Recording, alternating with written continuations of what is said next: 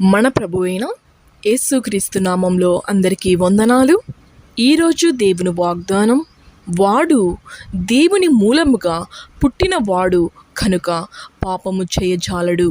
మొదటి యోహాను రాసిన పత్రిక 3వ అధ్యాయం 9వ వచనం. ప్రియ సహోదరి సహోదరులారా, తండ్రి మనలను ఈ లోకానికి పంపి ఉన్నాడు కాబట్టి యేసుక్రీస్తును విశ్వసించగలిగినాము.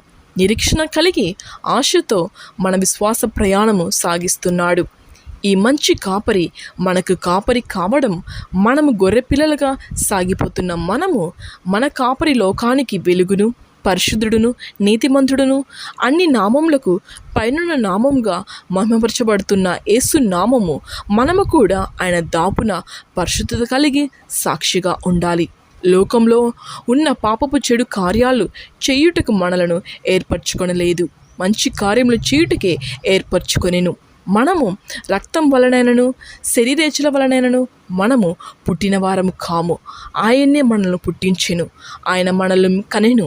మనము ఆయన వారము, ఆయన మేపు గొర్రెలము. ఆయన పరిశుద్ధుడు, మనము కూడా పరిశుద్ధత కలిగి జీవించుటకు మనలను నడిపించువాడు పరిశుద్ధాత్మ దేవుడు. ఆమేన్. ప్రార్థించుకుందాం. పరిశుద్ధుడా, ప్రేమగల తండ్రి, కృపగల దేవ, నీకు వేలాది స్తోత్రాలు యేసయ్య. నువ్వు ఇచ్చిన వాగ్దానానికే నీకు స్తుతి స్తోత్రం నైనా తండ్రి. నిజంగానైనా తండ్రి, వాడు దేవుని మూలంగా పుట్టినవాడు కనుక పాపము చేయజాలడు అంటున్నావు యేసయ్య. నిజంగా నీకు స్తుతి స్తోత్రం నైనా తండ్రి. రాజాతి రాజా, ప్రభులకు ప్రభువా, దేవాది దేవా, నీకు వేలాది స్తోత్రాలు యేసయ్య. నిజంగానైనా తండ్రి, మేమైతే ఈ లోకంలోనైనా పాపంతో మునిగిపోయి ఉన్నాము యేసయ్య. మా జీవితాలు అన్నీ పాపంలో మునిగిపోయి ఉన్నాయి యేసయ్య నైనా తండ్రి. నీ వైపు చూడడం లేదు నైనా తండ్రి. నువ్వైతే మమ్మల్ని కాచి కాపాడుతున్నావు, నీ రెక్కల కింద మమ్మల్ని దాచుకుంటున్నావు, అనుక్షణం మమ్మల్ని పట్టుకొని ఉన్నావు యేసయ్య. మేమైతే యేసయ్య నీ వైపు చూడడం లేదు, నిన్ను స్తుతించడం లేదు నైనా తండ్రి. వ్యర్థమైన దాల మీద మనసు ఉంచుతున్నాం నైనా. పాపపు వ్యసనాలతో కూడి ఉన్నాం, పాపపు ఆలోచనలతో కూడి ఉన్నాము నైనా.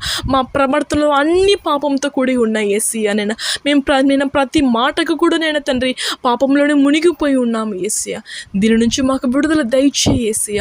ఈ రోజు నుంచి మమ్మల్ని క్షమిస్తామని అడుగుచున్నాను యేసయ్య.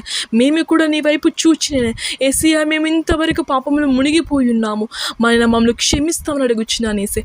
ఈ క్షణం నేను తండ్రి నీ వైపు మమ్మల్ని నడిపించుకో యేసయ్య. మాలో మారు మనసును నువ్వు కలగచేస్తామని అడుగుచున్నాను యేసయ్య. నీకు స్తోత్రం నేను. ఎవరెవరి ప్రార్థన వింటున్నారు యేసయ్య, వాళ్ళ జీవితంలో మార్పుని కలగచేయి యేసయ్య నేను తండ్రి. ఈ రోజు నుంచి నేను తండ్రి వాళ్ళ జీవితంలో నేను తండ్రి కొత్త జీవితాన్ని నువ్వు దయచేస్తాను అడుగుచున్నాను యేసే. ఇంతవరకు మేము నేను తండ్రి పాపంలోనే మునిగి ఉన్నాము యేసే. కానీ నేను తండ్రి ఈ రోజు నుంచి నేను తండ్రి కొత్త జీవితాన్ని మా జీవితాలలో నువ్వు దయచేస్తాను అడుగుచున్నాను యేసే. మాలో కూడా మార్పుని కలగజేయి యేసే. నీకు స్తోత్రం నేను. మోకరించి ప్రార్థించుకునే మనసు మాలో దయచేయేసయ్య. కుటుంబం అంతా కూర్చొని గృహంలో ప్రార్థించుకునే సమయం మాకు దయచేయేసయ్య. యేసు స్వామి నీకు స్తోత్రం. ఇలా మేము బ్రతుకుతున్నాం, జీవిస్తున్నామంటే అది నీ దయ యేసయ్య. అది మేము గుర్తించుకొని యేసయ్య నీ వైపు చూచేలాగా మమ్మల్ని నడిపించుకో యేసయ్య. నీకు స్తోత్రం నేను. యేసు స్వామి నీకు స్తోత్రం నేను. ఈరోజు ఏ విషయం మీద మేము బాధపడుతున్నామో, చింతిస్తున్నామో, కుమిలిపోతున్నామో, మా కుటుంబాలలో ఎందుకు నేను కార్యం జరగడలేదనుకుంటున్నాము యేసయ్య. ఏం నేను తండ్రి అవి మాకు జరిగేలాగా మమ్మల్ని నడిపించు యేసయ్య. అవన్నీ జరగాలి అంటే యేసయ్య నీ వైపు మేము చూడాలి కదా యేసయ్య. అది మేము తెలుసుకుని నేను తండ్రి నీ వైపు చూచే లాగా మమ్మల్ని నడిపించుకో యేసయ్య. నేను ఎవరెవరి ప్రార్థన వింటున్నారు నేను వాళ్ళ జీవితాలను మార్పుని కలగచేయి యేసయ్య. వాళ్ళ జీవితాలను మార్పును నువ్వు కలగచేస్తామని అడుగుచున్నాను యేసయ్య.